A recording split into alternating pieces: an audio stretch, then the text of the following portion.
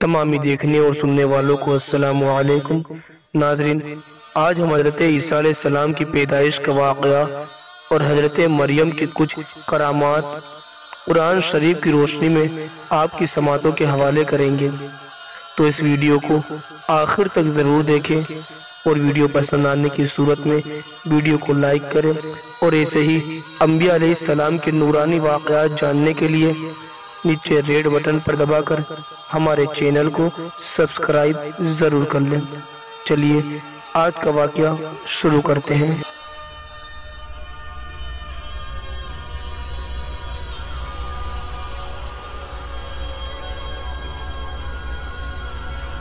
حضرت عیسیٰ علیہ السلام حضرت بیوی مریم کے شکم سے بغیر باپ کے پیدا ہوئے ہیں۔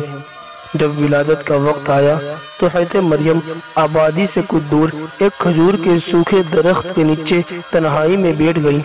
اور اسی درخت کے نیچے حضرت عیسیٰ علیہ السلام کی ولادت ہوئی۔ کیونکہ آپ بغیر باپ کے کنواری مریم کے شکم سے پیدا ہوئے، اس لیے حضرت مریم بڑی فکر مند اور بے حد اداس تھی، اور بدگوئی اور طعنہ زنی کے خوف سے بستی میں نہیں آ رہی تھی، اور ایک ایسی سنسان زمین میں کھجور کے درخت کے نیچے بیٹھی ہوئی تھی کہ جہاں کھانے پینے کا کوئی سامان نہیں تھا۔ اتنے میں حضرت جبرائیل علیہ السلام اتر آئے اور اپنی اینی زمین پر مار کر ایک نہر جاری کر دی، اور اچانک کھجور کا سوکھا درخت ہرا بھرا ہو کر پختہ پھل لے آیا،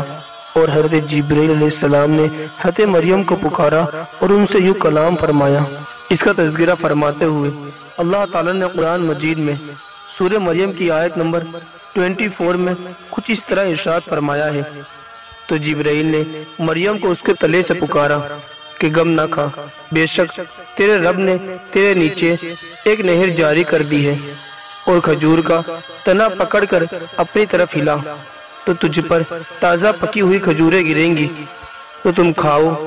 اور پیو اور آنکھیں ٹھنڈی رکھو۔ ناظرین، سوکھے درخت میں پھل لگ جانا اور نہر کا اچانک جاری ہونا بلا شبہ یہ دونوں ہی حضرت مریم کی کرامات میں سے ہیں۔ پھر جب حضرت مریم حضرت عیسیٰ علیہ السلام کو گود میں لے کر بنی اسرائیل کی بستی میں تشریف لے آئی تو قوم نے آپ پر بدکاری کی تہمت لگائی، اور لوگوں نے کہنا شروع کر دیا کہ مریم، تم نے یہ بہت برا کام کیا، حالانکہ تمہارے والد میں کوئی خرابی نہ تھی، اور تمہاری ماں بھی بدکار نہیں تھی، بغیر شوہر کے تمہاری اولاد کیسے ہو گئی؟ جب قوم نے بہت زیادہ طعنہ زنی اور بدگوئی کی تو حضرت مریم خود تو خاموش رہی، مگر اشارہ کیا، اس بچے سے تم لوگ سب کچھ پوچھ لو۔ تو لوگوں نے کہا کہ ہم اس بچے سے کیا اور کیوں اور کس طرح گفتگو کریں، یہ تو ابھی بچہ ہے جو پالنے میں پڑا ہوا ہے۔ قوم کا یہ کلام سن کر حضرت عیسیٰ علیہ السلام نے تقریر شروع کر دی، جس کا تذکرہ اللہ تعالیٰ نے قرآن مجید میں اس طرح ارشاد فرمایا ہے کہ حضرت عیسیٰ علیہ السلام نے فرمایا، میں ہوں اللہ کا بندہ، اس نے مجھے کتاب دی اور مجھے غیب کی خبریں بتانے والا نبی کیا، اور اس نے مجھے مبارک کیا، میں کہیں ہوں، اور مجھے نماز اور زکوٰۃ کی تاکید فرمائی جب تک میں جیوں، اور اپنی ماں سے اچھا سلوک کرنے والا، اور مجھے زبردست بدبخت نہ کیا، اور وہی سلامی مجھ پر جس دن میں پیدا ہوا، اور جس دن مروں گا، اور جس دن زندہ اٹھایا جاؤں گا۔